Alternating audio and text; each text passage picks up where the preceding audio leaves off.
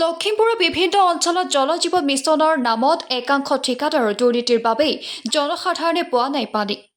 লখিমপুৰ জিলা কদম টেঙাবস্তিত জল জীৱন মিছনৰ পানীৰ পাইপ ফুটাত বিশুদ্ধ খোৱা পানীৰ পৰা বঞ্চিত ৰাইজ।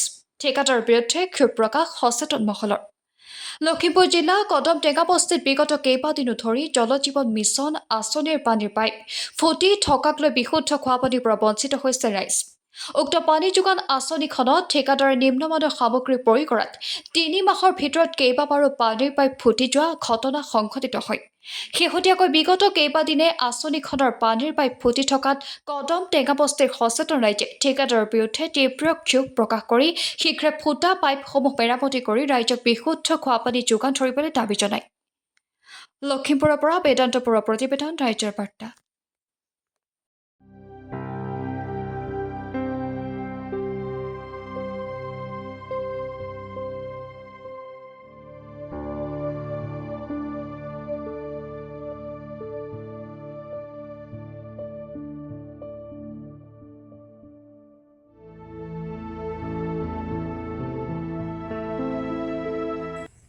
এইটো আমাৰ কদম টেঙাবস্তি বৃহত্তৰ এটা এৰিয়া এলেকা সামৰি আমাৰ ইয়াত এতিয়া জেজেম এটা প্ৰতিষ্ঠা হৈছিলে।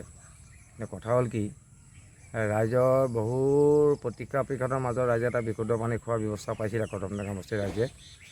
নহয়তো প্ৰায় মানুহে আপোনাৰ নদী আৰু টিউবৱেলৰ পানী খাই জীৱন যাপন কৰি আছিলে। আৰু বৰ্তমান এতিয়া এই জেজেমটো বহোৱাৰ পাছত এতিয়া 3 মাহমান হ'ল। 3 মাহমান হোৱাৰ পাছত 3 মাহৰ ভিতৰত কেইবাবাৰো এই জেজেমৰ মানে বিভিন্ন ধৰণৰ বিসংগতি দেখা গৈছে। আজি আপোনাৰ পাইপ ফাটিছে, কালি অন্য কিবা এটা হৈছে, কালি অন্য কিবা এটা হৈছে। তো এই বস্তুটো কেনেদৰে মানে ঠিকাদাৰে বস্তুটো হেৰি কৰিলে বনালে মানে আমি ধৰিব পৰা নাই। আমি গম পাইছোঁ কিন্তু ইয়াত কিনে অলপ নিম্নমানৰ সামগ্ৰী কিজানি ইয়াত মানে লগাইছে। গতিকে আজি চাওক 3-4 দিন হৈ গ'ল ৰাইজক কোনো ধৰণৰ পানীৰ ব্যৱস্থা দিব পৰা নাই। গতিকে আমি এইটো আপত্তি জনাম যে খুব অতি সোনকালে যাতে ইয়াতে যিখিনি বস্তু বিসংগতি হৈ আছে অতি সোনকালে মেৰামতি কৰি ৰাইজক যাতে খুব সোনকালে যাতে মানে খোৱা পানীৰ ব্যৱস্থাটো কৰি দিয়ে। আৰু ইয়াৰ অন্যথা হ'লে আমাৰ ৰাইজে আমাৰ যিটো ইমান আশা এটা কৰি পেলাই জেজেমটো বঢ়াইছিলে, জেজেমটো বঢ়াত চৰকাৰৰ কোনো ধৰণৰ যিটো পদক্ষেপ আমাৰ ইয়াত গ্ৰহণ কৰিছিলে মানে এইটো বস্তু একেবাৰে নাইকিয়া হৈ যাব। মানে চৰকাৰৰ আজি আমাৰ ৰাইজৰ কাৰণে বিৰাট ডাঙৰ এটা সুবিধা ব্যৱস্থা এটা কৰি দিছে।